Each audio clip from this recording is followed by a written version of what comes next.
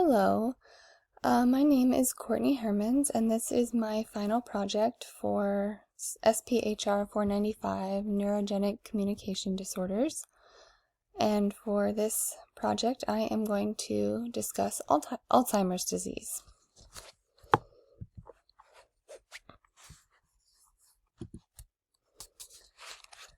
Who was Alzheimer, and why is the disease named after him? Alois Alzheimer was a German clinical psychiatrist and neuroanatomist. He, in 1906, described a 50-year-old patient who he studied from when she was admitted to his hospital until her death 5 years later. He studied her paranoia, progressive sleep disturbance and memory disturbance, aggression, and confusion. One thing he especially noted was the distinct plaques and neurofibrillary tangles, which were found in her brain. Alzheimer did not receive much interest from his peers except for one, Emil Kraepelin. Kraepelin included Alzheimer's disease in the third edition of his book Psychiatry, which was published in 1910.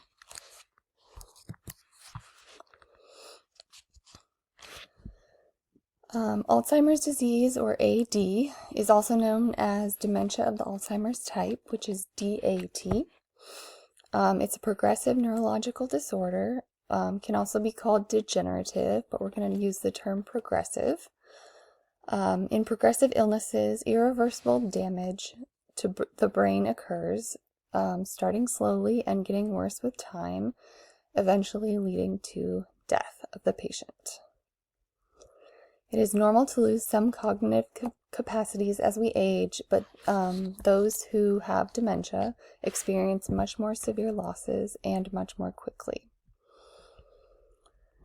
Dementia is a general term for the loss of memory, language, problem-solving, and other thinking abilities that are severe enough to interfere with daily life. And dementia always includes memory impairment and impact to performing ADLs, which are activities of daily life. There are many types of dementia. Alzheimer's disease is the most common of the dementias, as you can see in this umbrella picture here. There's Alzheimer's, and then there's a list of several other types of dementias. AD accounts for about 70% of dementia cases, and it is a cortical dementia, and which means it affects the cortex of the brain. Other types of dementias can be cortical, subcortical, or mixed between the two. An example of subcortical dementia is Huntington's disease, and an example of mixed dementia is vascular dementia. Depending on type and the area of the dementia, there will be various other symptoms accompanying the requirement of memory loss and difficulty with ADLs that define dementia.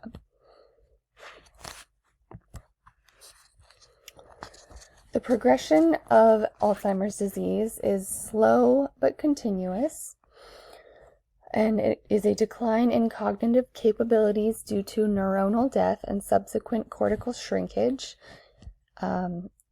It includes memory problems.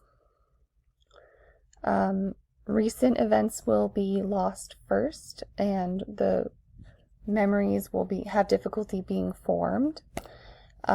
Older memories will be lost later in the progression of the disease. Other capabilities that will be lost are the capacity to perform activities of daily living, language capacity, expressive and receptive, executive dysfunction, including such things as motor planning, problem solving, attention, and many others. Motor planning is another cognitive capability that will be lost, along with the decline of psychiatric or mental health in the patient. You should note that these are all problems of the cerebral cortex. In Alzheimer's patients, the occipital lobe is usually spared along with these subcortical structures.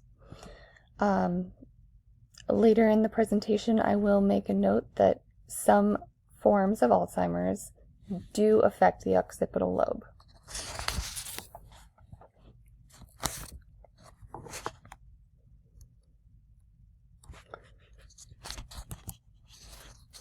There are various theories about what causes Alzheimer's disease, but the exact etiology of the disease is currently unknown.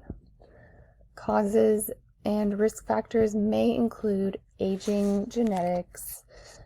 In the field of genetics, there has been research that has identified dominant genetic mutations to 3 genes that code for the amyloid precursor protein, which as we will learn later, is the protein that builds up extracellularly and causes problems in Alzheimer's disease. These genes and the genetic source of Alzheimer's disease can only be linked to cases of early onset, which is before the age of 65, Alzheimer's disease. Most patients exhibit late onset AD or regular onset AD, and regular onset is idiopathic and sporadic typically. Other theories about what cause AD include poor diet, reduced physical activity, and environmental factors. There are 2 main characteristics of Alzheimer's disease, and these are beta amyloid plaques in the extracellular space outside of the neurons, which is shown in this upper photo here. You can see these are collections of amyloid, beta amyloid, in plaques that surround the neuron cells in the cortex and are interspersed throughout the glial cells. And then there are a second characteristic, which are neurofibrillary tangles, and they occur within the neuron cells in the axon of the neuron. And you can see here is a healthy part of the axon, which is the part that connects the cell body to the synapse. In a healthy axon, there will be easy communication between the cell body and the synapse, and it will be quick, and the process will not be impeded. When there are tangles, which are tangles of tau proteins within that axon of the neuron, this will slow or stop communication from the cell body to the synapse and cause cellular death of the neuron.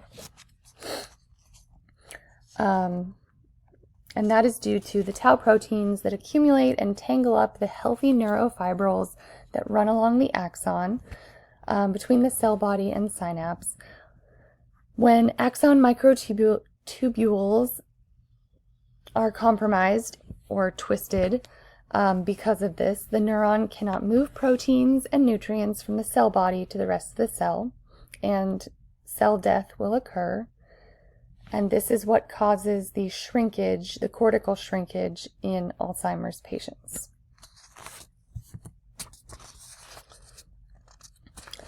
The cortex of the brain is the primary location affected in Alzheimer's disease, which is called a cortical dementia as opposed to subcortical or mixed dementia.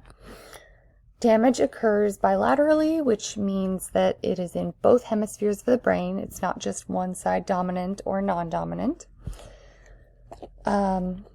Neurons are primarily the neurons affected are primarily cholinergic pathways, which are pathways that use the neurotransmitter acetylcholine, which is abbreviated ACH.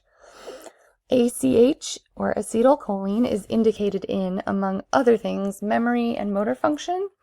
So when the amount of the neurotransmitter is decreased, memory and mobility are affected, and in Alzheimer's disease, this shows up first as memory loss, specifically memories of current or very recent events. Another characteristic seen in Alzheimer's disease is cortical shrinkage. You can see in this photo here, this is a healthy cortex of the brain.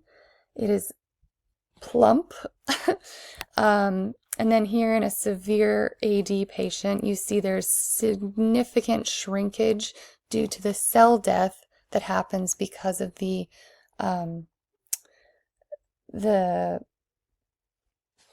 tau tangles within the neuron cells.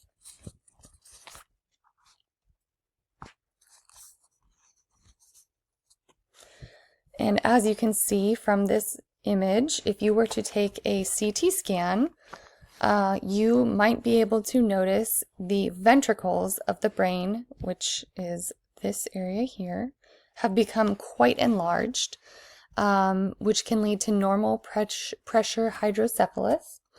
And because they are so obviously enlarged, it can show up on that CT and can help confirm a suspected Alzheimer's diagnosis.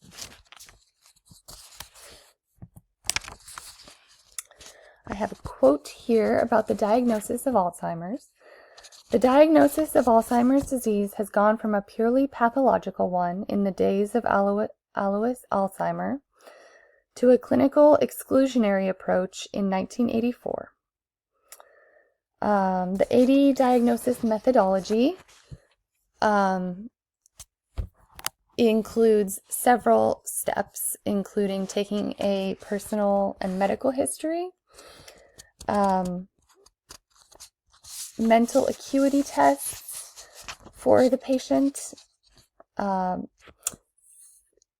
physical exam of the patient, possibly laboratory tests to exclude other causes for the symptoms that are showing up, brain scans such as CT, MRI, or PET scans, and they may help confirm a diagnosis of AD if you see, as in the last slide, the ventricles growing or the cortical shrinkage.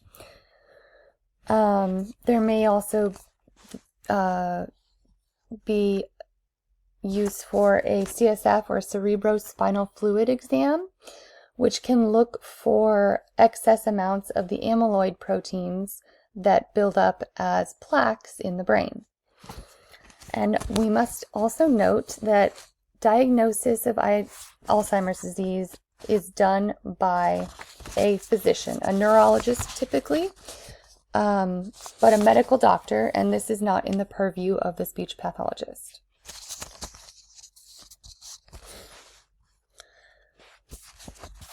Another note is that Alzheimer's disease can only be confirmed after death.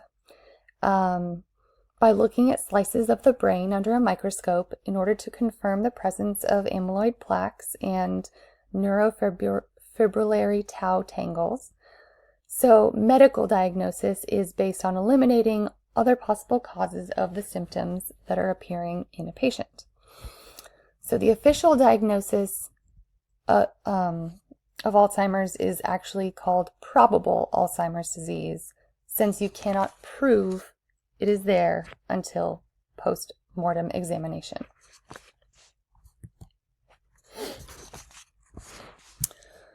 As far as the prevalence of Alzheimer's goes, numbers here are a little bit fluid, and I suspect that is because it is a rapidly growing, there's a rapidly growing prevalence of Alzheimer's disease in Americans and throughout the world. This may also be due to the increase of older adults and people living to older ages, but that is just a guess. Some of the numbers here, there are about or were in 2003, about 6.7 million Americans